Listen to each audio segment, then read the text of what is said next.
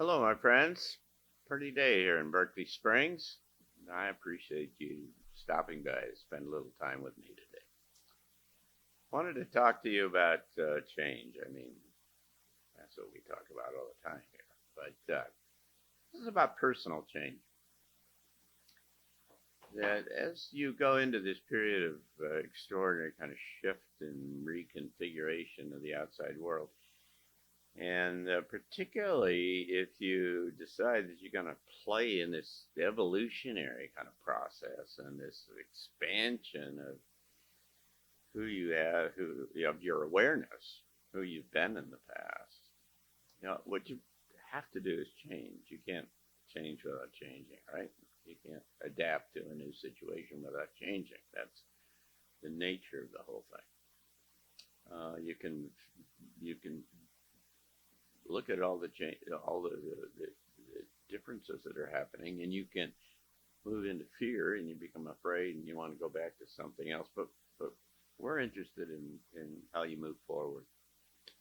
And in general, there are two major tracks that are presented to us going forward in a variety of kind of ways in which those two tracks kind of manifest themselves. But they're essentially about control and freedom.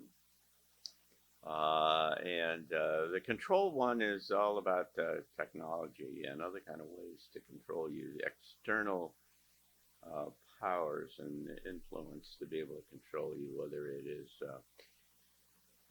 connect your mind to the cloud and be able to affect you from there, or you do genetic engineering and the stuff that you eat, or give you COVID inoculations and change who you are in your DNA.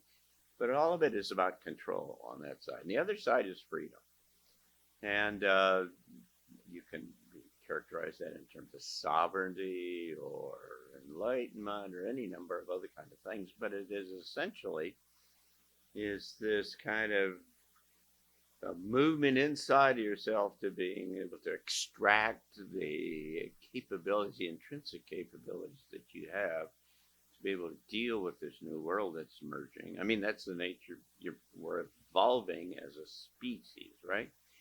And what that means is that you have the capability to be able to do that. You just need to access it, make the kind of decisions that you need to make in order to play in that kind of space. You can either go forward or you can go backward, or you can let somebody else tell you what to do, or you can kind of decide, look around and decide for yourself. And the whole notion here is that on this track of sovereignty and enlightenment and awakening and such, that all of the information that you need to make those kinds of decisions and become the new person that you need to become are all inside of you and or are easily accessible from yourself. You don't need anybody else on the outside. Which is not to say you shouldn't read books and listen to people and listen to guys like me or anybody else that you want to, I guess, because that all gives you ideas and helps kind of frame. I mean, I read hundreds of books because I think it's important because it gives you input from which you can then make your decision. And so, but the idea is this independence, right? It's this freedom, this sovereignty, this way to go. Now, as you move down that track, the idea here, right, is that you're going to evolve and you're moving up. So you need new capabilities, you need new perspectives, you need new all kinds of things that move you into this new space. If you look at the paradigm shifts in the past, in history, what you find out is each paradigm shift, there is a 10 times increase of information content and other kinds of stuff in the new paradigm than in the old one. And that it's impossible to make sense of the new world that's emerging from the perspective of the old world because you're locked into the old world and you think everything works the way it always has. I mean, the science, the economics, everything else, the perspectives, the values, all of those are a byproduct of this old way of thinking. And there's a new way of thinking, and if you try to evaluate it or predict it or understand it from the perspective of the old framework, you can't do it. It just doesn't make sense. I used to talk about, a single cellular organism, the way that has a big epiphanal dream and wakes up and looks around and says, "God, there's some big thing that's going to happen," and I just got to look around and try to figure out what it's going to be. And look around, that single cellular organism would never come up with multiple cellular organisms because everywhere it looked, there were only single cellular ones, and it wouldn't make any sense, and they'd never seen it, and so on. And so there's this similar kind of thing going on here. There's something new that's emerging, and it is really quite different than anything we've learned before. And so what you have to do is be open and permeable to the new ideas and be willing to change and move yourself down that space. And so that has to do with a variety of things, new values, new relationships. I mean, there's a whole lot of folks that are going to see changing in relationship, new communities to where you support yourself, because I mean, this is kind of radical, crazy kind of stuff. You're going into space you've never seen before, and I mean, if the aliens show up or whatever it turns out to be, I mean, it's just really different, and so you can't just go back to the ways that everybody else is doing it. You have to go into some new space. You got to. There's a physical aspect to the whole thing. You've got to be physically ready and available for this kind of change, which means you've got to be in good health. Your immune system's got to be up. You've got to have a really good kind of sense of yourself and of purpose and hope. That you look down the road and you get to see the light at the end of the tunnel, and that there's something really cool that's coming downstream.